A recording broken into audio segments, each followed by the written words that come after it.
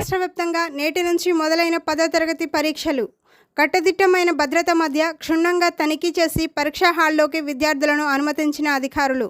ఉదయం 8:30 నుంచి మధ్యాహ్నం 12:45 వరకు జరగనున్న పరీక్షా కేంద్రాల్లోకి 5 నిమిషాలు గ్రేస్ పీరియడ్ అంటే 9:35 వరకు అనుమతించనున్న అధికారులు. పరీక్షా కేంద్రాల లోపల పటిష్ట భద్రత ఏర్పాటు చేశారు. విద్యార్థులకు త్రాగునీరు, ఓఆర్ఎస్ ప్యాకెట్స్ అందుబాటులో ఉంచారు.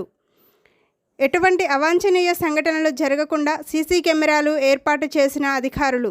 రాష్ట్ర వ్యాప్తంగా టీఎస్ఆర్టీసీ విద్యార్థుల కోసం ఉచిత బస్ రవాణా సౌకర్యం కల్పించింది.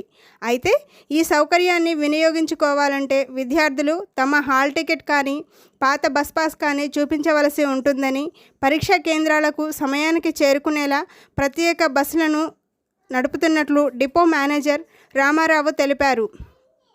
జిల్లా వ్యాప్తంగా పరీక్షలు సజావుగా సాగేందుకు ఎస్పీ రోహిత్ రాజ్ పర్యవేక్షణలో అన్ని పట్టణాలకు ప్రత్యేక ఆదేశాలు జారీ చేశారు. భద్రాచలంలో ఏఎస్పీ పరితోష్ పంకజ్ ఆధ్వర్యంలో పూర్తి బందోబస్తు ఏర్పాటు చేశారు.